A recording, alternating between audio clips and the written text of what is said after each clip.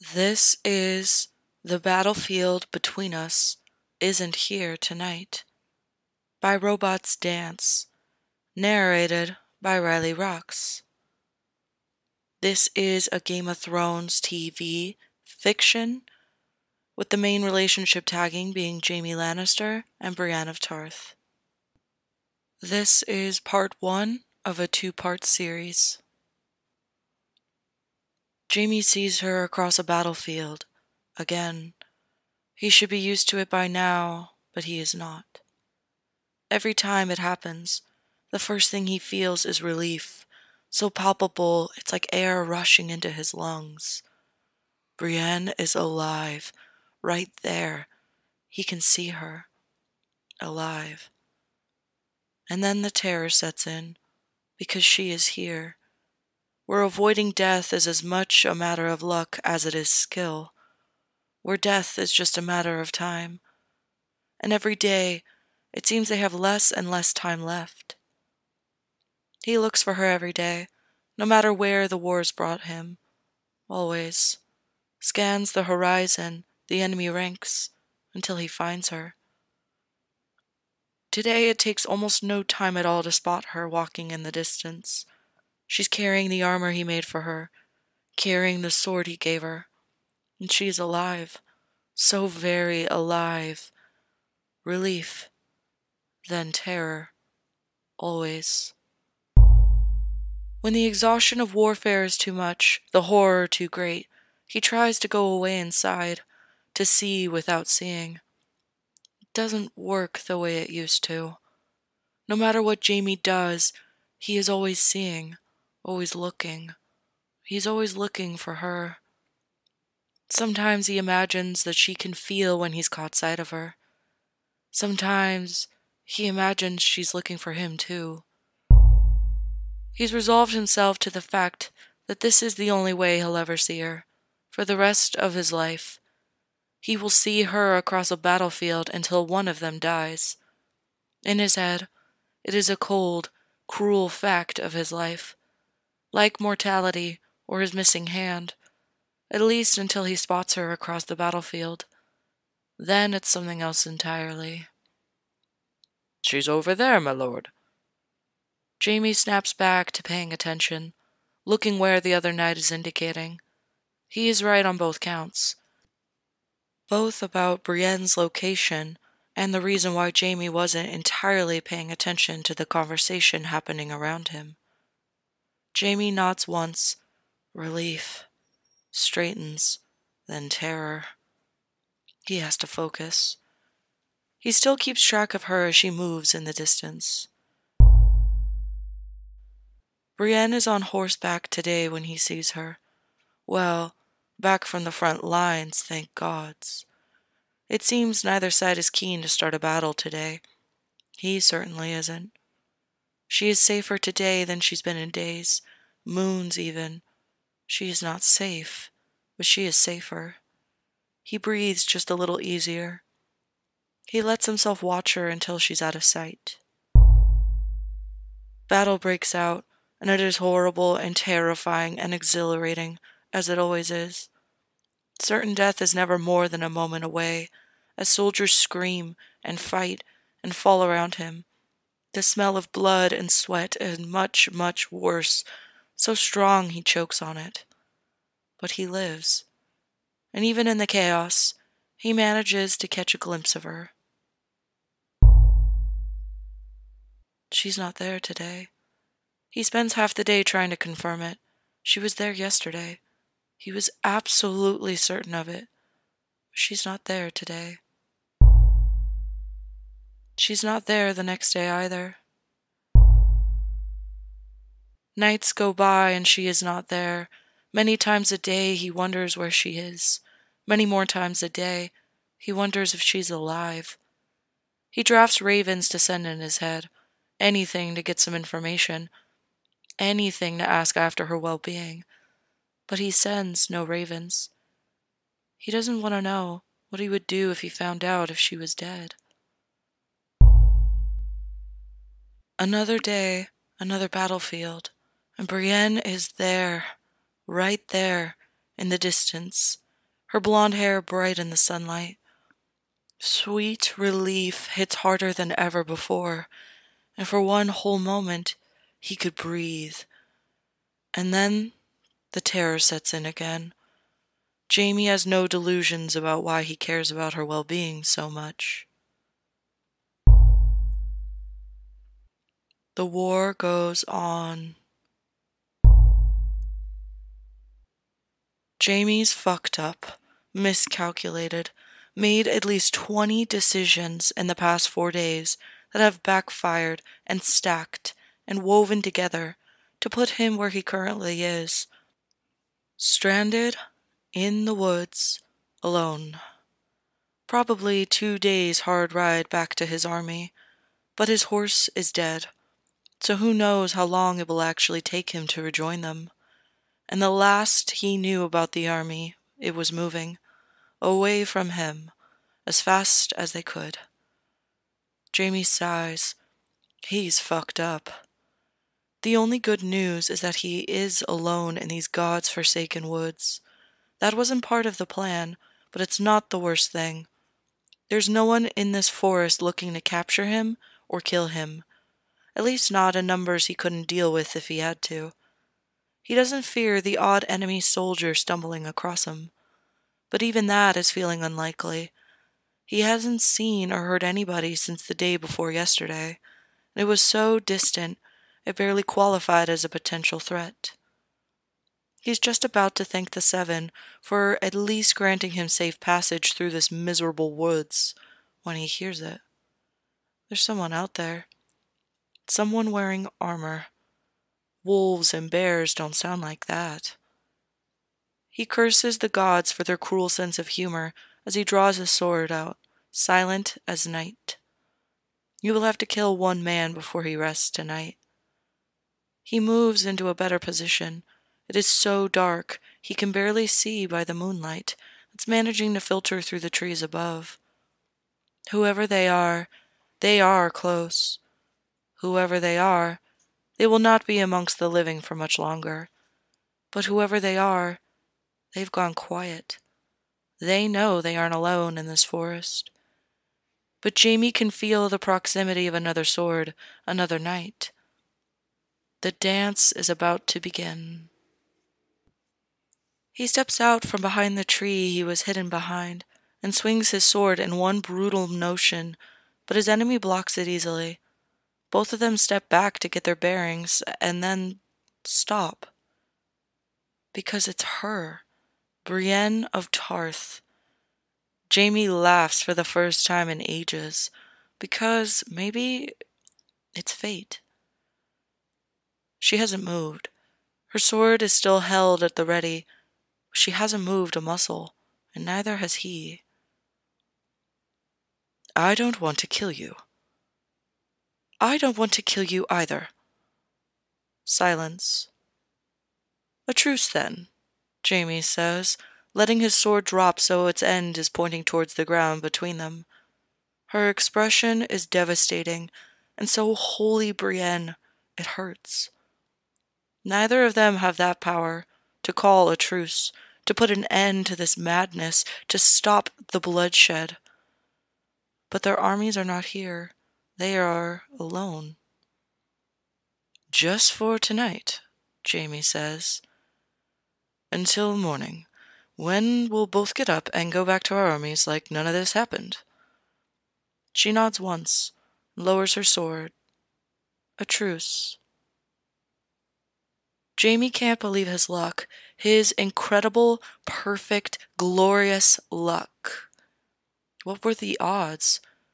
He keeps looking at Brienne as they walk side by side, as if afraid she is an apparition, a vision, a dream.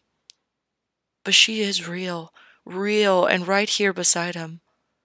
She is guarded, almost as guarded as she was when she first met him, back when she only called him Kingslayer and led him across Westeros on a leash. They do not speak of their current circumstances, of what has brought them to this forest, of why either of them is alone. They do not speak of their armies, of the sides they've found themselves on, of the battle or war. For a long while, they do not speak of anything at all. They walk a small distance away from where they'd almost tried to kill each other and sit down on a large rock in a small clearing. Jaime looks at her again, just to make sure. Brienne is still right there. They don't speak for ages. Then they talk about the weather. Quietly agree it's a nice night. Supplies are thin, but he pulls out the remainder of the food he has on him and offers her some, which she accepts with her thanks. When she's eaten her piece, she takes a sip of whatever's in her flask and passes it over to him. It's water, and somehow it is more sweet and refreshing than any drink he's ever tasted. "It's good to see you," he says, and he passes the flask back to her. She takes another sip of water and doesn't quite look at him. "It's good to see you, too." They shift a little closer together where they sit, to better pass the meager rations they're sharing back and forth. He's sitting on her left, so he has to reach across his body with his left hand every time something is passed between them. Their armored shoulders bump against each other every so often. When they finish eating, they do not move any further apart. "You look well," she says. A strained bark of a laugh escapes him. He's sleep-deprived and battle-broken at best, older and grayer than he's ever been. But she, of all people, has seen him look worse. Far from the first time, he catches himself musing about how she thinks of him. She, more so than anyone, has an abundance of Jaime Lannisters to choose from. Broken and filthy, tied to her on the back of some poor horse. Cocky and chained, clean-shaven and fumbling to present her with a sword. Half dead and naked in her arms, standing by his sister's side, jumping into a bear pit unarmed to help her, commander of the opposing army. Jaime knows how the world sees him, Kingslayer, Oathbreaker. Brienne used to see him that way too. She doesn't anymore. He may not know exactly what she sees when she looks at him, but he stopped being the Kingslayer some time ago. He's been Jaime to her for a long time now, and that is a comforting thought. Then she adds, "Relatively speaking," and his chest aches with affection for her. "So do you," he replies, "relatively speaking." She smiles at that, just a little. Gods, he's missed her. "I'll take first watch," she offers, but he shakes his head. "I'm not tired." A lie. He is exhausted, so much that fatigue is what his bones are made of now, but it is also the truth. He has never been more certain that he will be awake all night. The gods have granted him a night with Brienne. He will not waste it on sleeping. He will sit here and marvel at the fact that Brienne is here beside him until the night is through. "I can take first watch." She shakes her head. She isn't tired either. They'll both stay awake tonight, keep watch together. And it has nothing to do with distrust. It has everything to do with knowing that all too soon the sun will rise. "What will we do if someone comes across us here?" Jaime asks a little while later. He's been thinking about it because no matter who finds them, one of her men or one of his, either way, it is a problem. Jaime doesn't know for sure what he would do if she was threatened tonight, but he has a pretty good idea. He's killed men for less. He doubts the color of their armor would slow him down, not if it came to that. But Brienne, he doesn't know what she would do if one of her people found her here with him. He might be able to talk his way out of trouble if it was a Lannister man who found them. But he knows how his men are. Knows how much harder Brienne has worked to command respect. Knows what an enemy soldier would see if they saw her with him. "I won't let any harm come to you tonight," she says, and he believes her. But that wasn't what he had asked. I don't know," Brienne admits after a long silence, her hand absent-mindedly moving to the hilt of her sword. "Let us hope that we don't find out." For a moment, He sees flashes of them fighting as one, back to back, covering each other, cutting down anyone who was foolish enough to try and harm them. He hoped more than anyone that they remain undisturbed tonight, but he would fight alongside her in a heartbeat if given the chance. It would be glorious. People would sing songs of them for generations. One warrior with two bodies, wielding two halves of the same sword, unstoppable.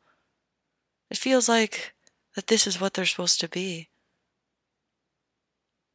I've thought about it, what I would do, Brienne says a little while later, if I ever met you out there. It's the closest they've come to acknowledging what they've been doing for moons on end, about the endless battlefields they call home now. And what did you decide? I'll let you know as soon as I figure it out. Jaime nods. I appreciate your thoughtfulness. She laughs at that, like she can't help it against her better judgment, and it is so real and so unexpected that all he can do is stare at her in awe that such sound could still exist in this world, that they are here, and alive, and together. And having this conversation at all is so impossible and so miraculous, he doesn't know how to process it. Can't do anything but laugh along with her.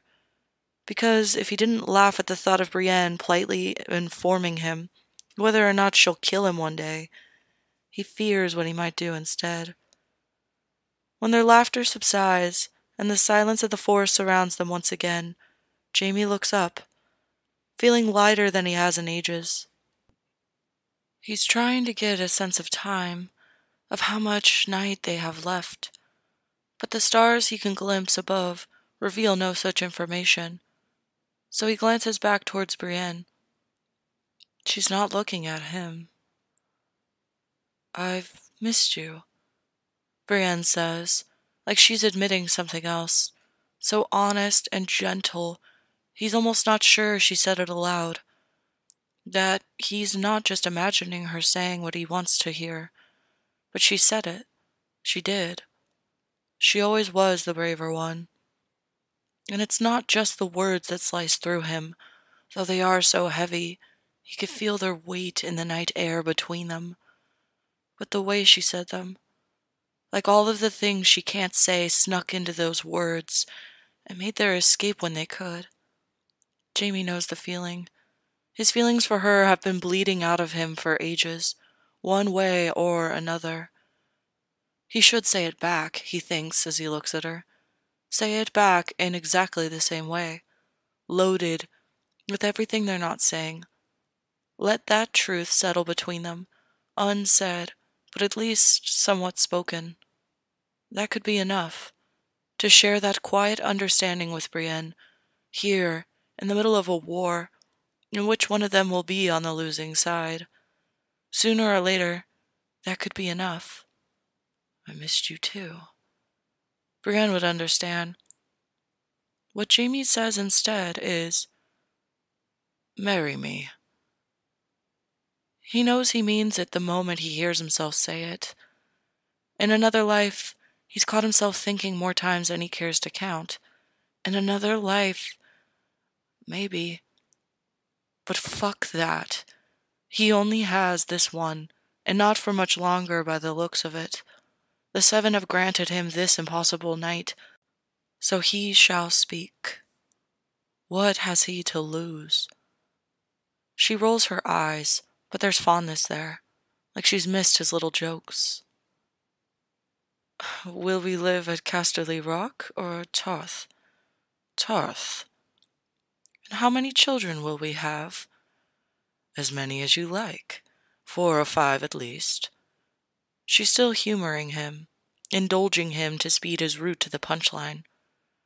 What will we tell people? The truth, Jaime says at once. That we don't choose who we love, and that the one night, in the middle of this terrible war, we had good fortune to meet again and made the most of that opportunity. And there it is. Her eyes go wide, and then there's a little furrow in her brow as she processes, considers. considers the possibility that maybe, just maybe, he means exactly what he's saying. Because what he just said, it is as direct as he's ever been about how he feels about her, without a word being exchanged. He's speaking of love. He's speaking of tonight. She's looking at him, and there's something close to fear in her eyes, like she's afraid to make the wrong assumption, afraid to say the wrong thing, like she's waiting for the joke at her expense. Brienne, he says, and Seven help him. His voice was so rough with the truth of it, and he knows she hears it, because she's looking at him like she still quite can't believe. Jaime. She shakes her head a little and looks away, giving him an opening to dismiss what he said and never speak of it again. She wouldn't hold it against him. He can explain. He has to explain. He would never joke about this. Never. Brienne, And then she's looking at him, the way she once looked at him, across the bath they were sharing. Seeing him, really seeing him, the way no one else does, and all he can do is look back at her and let her see until she reaches the conclusion he's already come to. You're serious? I am. We're on opposing sides of a war. I've noticed. And that's always been true. The war was always there, but somehow in the middle of it, there they were. And then it hits him. What she said wasn't an answer. What she said wasn't a no. You're actually considering it, Jaime exclaims. Shock and delight rush through him, but then give way as hope, all-consuming hope, takes over. You asked me to consider it. Her guard is back up, like she can't believe this is a conversation they're actually having, but there's a storm of something else happening behind her eyes. I did, but I didn't think...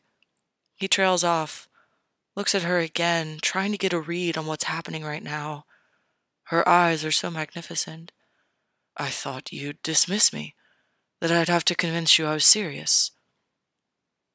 I won't break the oath I swore to Lady Sansa.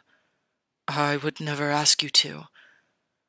But you would ask me to marry me, he says again, savoring the opportunity to say those words to her with more forethought than last time. Absolutely. Brienne goes quiet.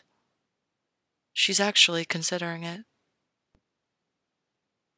If we were married, when this is all over, I might be better able to protect you, Brienne says with a measured sort of care in her voice. If her side wins. He fights the urge to laugh at the sky. She's thinking about this tactily, rationally, trying to protect him. All he's thinking about is, if how he meets the stranger tomorrow, he would like to do so belonging to Brienne. He swallows hard, as he wonders if she's right, considers if the honorable word of Brienne of Tarth really could keep him alive one day. It's just as likely that whatever respect she has rightfully earned will disappear the moment anyone finds out she's married the Kingslayer. Now he's considering if by marrying Brienne he would be putting her in unspeakable danger, beyond the immeasurable danger she's already in. They might kill her outright. He knows this, knows that she must also know that possibility exists. They lay with lions. He exhales. And those are just some of the possible dangers. If we were married, and we're both still alive when the war's over, and if... He pauses, and lets her fill in another potential outcome of this war in the silence. Cersei will kill you. She snorts, and he feels himself sharing her dark amusement, though what he said is the furthest thing from a joke. I won't let her, but she will try. She will want you dead. Doesn't she already? Probably. but you're not top of the list. That's comforting. It should be, he says. People don't stay at the top of that list for very long. But if we do get married, there's no one she will want dead more than me. I won't let her harm you, she says, which sounds like exactly the kind of promise the honorable and true Brienne of Tarth would make and keep against all odds. But then she finishes the sentence with the word, any more. And there's an entirely different kind of truth in it that Jaime wasn't prepared to hear in her voice. He looks away from her and nods, unable to find any words that would make it past the painful lump that just drummed into his throat. Her hand finds the place where his golden hand meets his wrist, touching him, where she knows that he will feel the contact through the leather of his armor. Her grip is firm for a moment, but then she releases all pressure, as if she means to pull away, as if she's not certain the gesture is welcome. He can't speak, but he puts his hand on hers to assure that it is. Even if we wanted to, she says sometime later, and his heart leaps at the way she says the word wanted, like she wants to, like she wants him. There's no septon. We know the words, and I'll honor them, septon or not.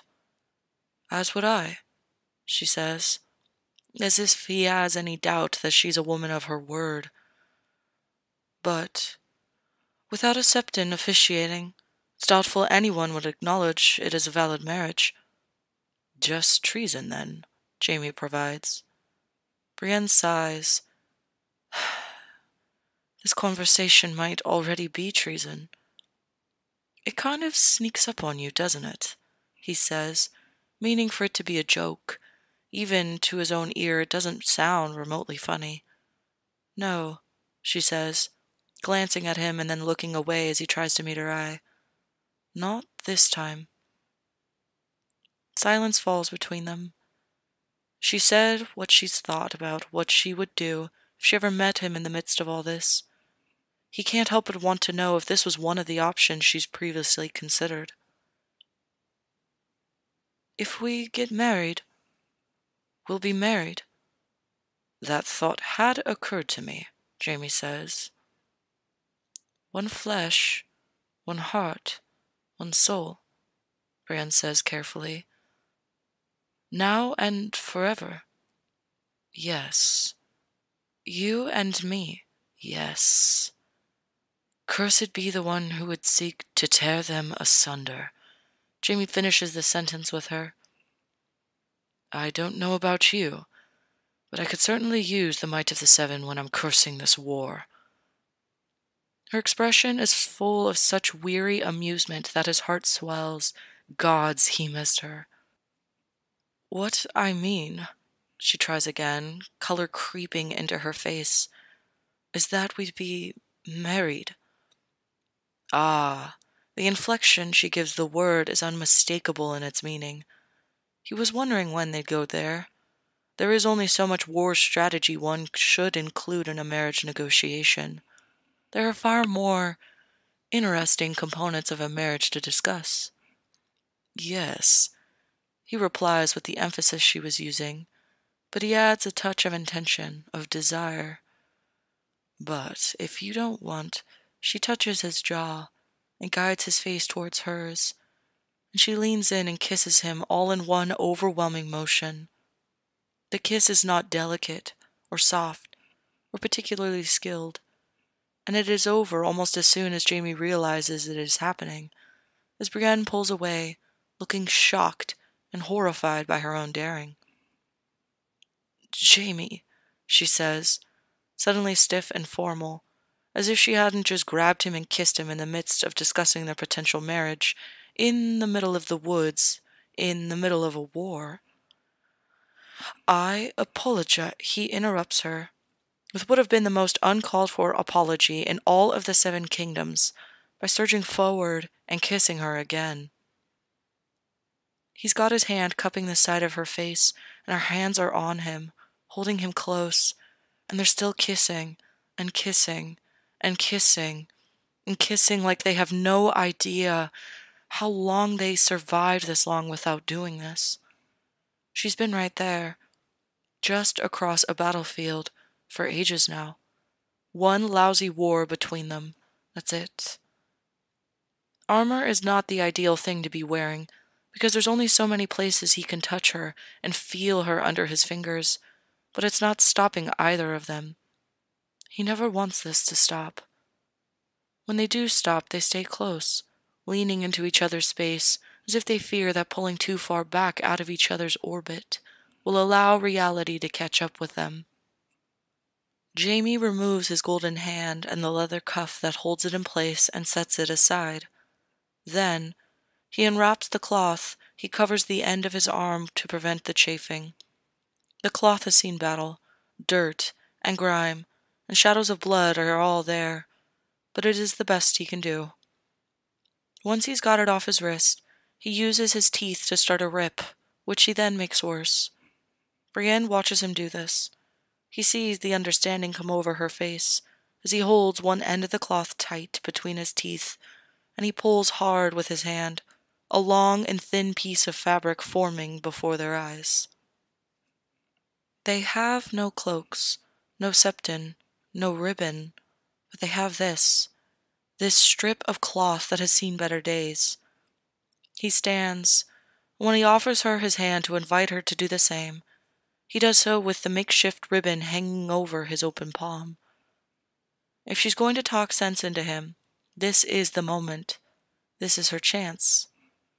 She looks up at him and takes his hand and rises.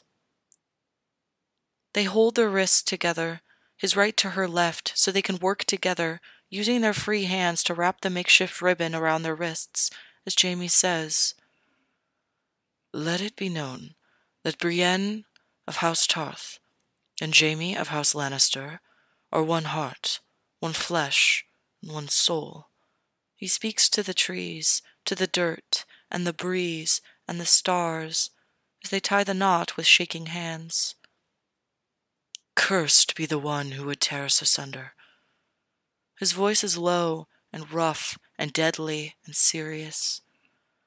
"In the light of the seven, we hereby seal our two souls, binding them as one for eternity." He looks up from the cloth wrapped around their wrists, and she does the same. There's no septon to direct them to do so, but they look upon each other and say the words, speaking in unison. "Father, smith, warrior, mother, maiden, crone, stranger. I am hers, and he is mine, from this day until the end of my days." The forest is their only witness when they pledge their love with a kiss. Without the structure of a ceremony, without a feast to attend and guests to greet, they see little reason to stop at a single kiss, so they don't. In the midst of what they're doing, she reaches around him and finds one of the buckles that secures the spolder covering his left shoulder. He hums with interest against her mouth, and she moves away from his lips, just enough to take a quick look at what she's doing before resuming kissing him. Within a few beats of his heart, she's pulling the piece of armor free from his body. "We don't have to do this," he says, and he pulls his gaze away from the single piece of his armor in her hands that's making him lightheaded with desire. He should have made that clear earlier, he realizes, with a jolt. Needs her to know that he would never marry her just to bed her, and he wouldn't assume she wants to be bedded here. "Not now, not here, not ever, not if you don't want to." Brienne just looks at him. "I want to." "So do I." That settles that. She turns her attention to the armor on his right shoulder. He wishes fleetingly for a traditional bedding. A dozen hands or more ridding him of his armor in a frenzied blur, more efficient than any squire. But then, Brienne removes another piece of his armor and touches his arm she has just exposed beneath the metal plates with a hushed reverence, and he thanks the stars above for this. She's working on removing his breastplate when it occurs to him that he will require her help to put it back on. Brienne can put on her own armor on herself if she has to. He's certain of it. She traveled without a squire before he ever gave her one. He, on the other hand, there is no way he will be able to put his armor back on with one hand. Maybe he could manage to get his greaves and his cassocks back on, and his right counter, he supposes. If given enough time, he could probably figure out a way to armor his right arm. Anything with straps on his left arm would be left on the forest floor. But it doesn't matter anyway. His limbs are hardly the first thing an opponent would aim for, not when his chest would be exposed. There's no way he could do up enough of the buckles with one hand to keep his breastplate in place. He wouldn't even be able to carry all of the armor he couldn't put back on. As he watches her carefully place his breastplate down on the ground, he shivers with the intensity of the realization that he trusts her to help him put back on his armor beyond a shadow of a doubt. There is no question in his mind that she will. None. To the point where, if it came to it, he fears she would try to armor him before armoring herself. He wouldn't let her, but they would fight about it and probably end up killing their attackers, still fighting about who should be armored first. He doesn't have a frame of reference for what overwhelms him. He's never been so defenseless and felt so safe at the same time. When she stands back up and reaches to continue removing his armor, he tries to express what's taken hold of him, says her name, pauses to collect himself, says her name again. When he fails to get further than that, he kisses her instead. The feel of her hands on his chest with only fabric between them sets his blood alight. He's wearing nothing but cloth when she turns her attention to her own armor. He helps where he can, but mostly he admires the way she deftly does the hidden straps and buckles with practiced efficiency. He takes control of taking the pieces she's removed and putting them on the ground beside his own. His pulse races at the sight of their armor resting side by side. "I'm sure this isn't how you pictured your wedding night," Jaime says. He's naked from the waist up, clearing the smoothest patch of ground he could find, sweeping aside twigs and rocks and anything else that would be unpleasant to discover jabbing into his spine at an inopportune time. "No," she agrees, pulling off her tunic and passing it to him to add next to his own on the forest floor. "This is much better." She means it. He didn't think it was possible to love her more than he already did, but he finds a way. He always does. They're down to their small clothes when he sits down on the poor excuse for a bed he's made and offers her his hand. She's a little hesitant, a little nervous, as he guides her to settle on top of him, her legs on either side of his thighs as they resume where they left off. He can't get enough of her skin against his, the way her mouth feels against his own, her breath in his lungs as they share air and space and pull each other closer in the darkness. She's got a few new scars that he can see in the moonlight when they cast the rest of their clothes aside. He wants to ask her about them, but now doesn't feel like the right moment. So instead, he traces them with his fingers, and then his lips, to make sure he remembers where they are so he can ask her later. She rocks against his hand, and he watches and learns what she likes, whatever makes her breath catch and her body tremble above him. He could do this all night. He could do this forever. But it doesn't take long for her to collapse against him with a gasp of pleasure, and it rolls through her, and she shudders with release. "Can I?" she asks. "Please." He nods and swallows hard, lost for words. When he used to imagine this moment, he assumed that he would be the one leading, the one reassuring her, and he knows she hasn't done this before. She's told him as much. He lies back as she readjusts her position above him. They both reach for his cock at the same time, their hands grazing each other. His fingers are slick from where they just were, and he knows she notices because she flushes at the contact. He pulls his hand back to have her be the one to guide him inside as she lowers herself down. He fights the instinct to close his eyes, to throw his head back and groan with abandon. Instead, he keeps his eyes open to watch her, to see her face in this exact moment right now. He watches the first curious shift of her hips, watches her do it again, watches her grin down at him. All the while, he feels every resulting sensation from the inside out. He feels her hand and hold on for dear life as he throws his head back and gives in to his instinct. He moans loudly. "Someone might hear," she warns, leaning down onto his chest with her hand as she continues to move. Let them, he thinks fiercely. Without their armor, they're just people. Without their armor, they're just husband and wife. He warns her when he's close, and he feels the edge upon him like a knife to his throat. She lifts herself off of him and shifts back as he sits up and buries his face in her neck and grabs his cock and breathes her name, and a moment later, he spills onto the fraction of space between them.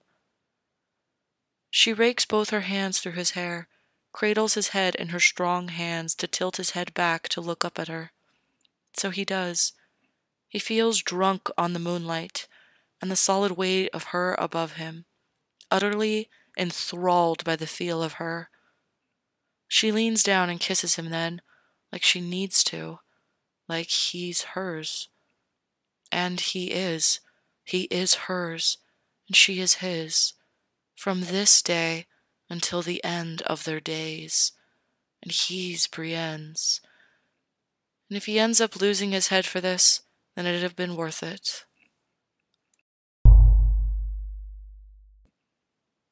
He did not intend to sleep, but he must have drifted off, because the thread of daylight is in the sky when he opens his eyes. Beside him, Brienne stirs, and after a time they begin to get dressed. They're at the point where the actual armor is the next step, and they both pause. He already misses the feel of her skin against his own, and is not looking forward to having more barriers between them. But when she moves from where she stands, she doesn't retrieve a piece of armor. Instead, she returns to him holding her sword and the thin strip of cloth. She cuts the cloth that bound them together in half with Oathkeeper, and ties one of the two halves to his wrist, before having him help her do the same. He touches the cloth on her wrist when they're finished, and then the one on his own, anchoring himself to the moment, to her. Everything about this night already feels like a dream. He dreads to think how distant it will feel in a few days' time. She kisses him then, soft and slow and solid against him, real. And then she starts to armor him. When they are both fully armored once again, they stand face to face, their heads bowed with their foreheads touching, hands clutching at each other as the sunlight shines through the trees. It's time. Jaime, She's so quiet and so close to him, and the rest of the words don't come, but he feels them as surely as if they had. I know, he assures her, his thumb moving against her cheek as he settles against her touch and breathes. Gods, does he know. Please. Her voice is soft, her eyes are closed, her fingers are moving through his hair the way they did not an hour ago under much more favorable circumstances.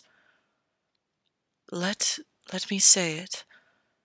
He nods slightly, and lets her feel him moving in her hands on either side of his face.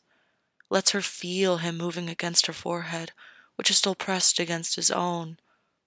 Then he waits, as she sways into his touch, and grips at the back of his neck, like she needs to steady herself, like she may never let go. like this may be their last chance to speak to one another. And when she manages to say the words, he says them back. The war goes on. 2 moons pass before Jaime sees her again. There's a battlefield between them, and it is the same as before. Relief, and then terror. But now there's something else flooding through him as well. I am hers, and he is mine, and it feels like hope.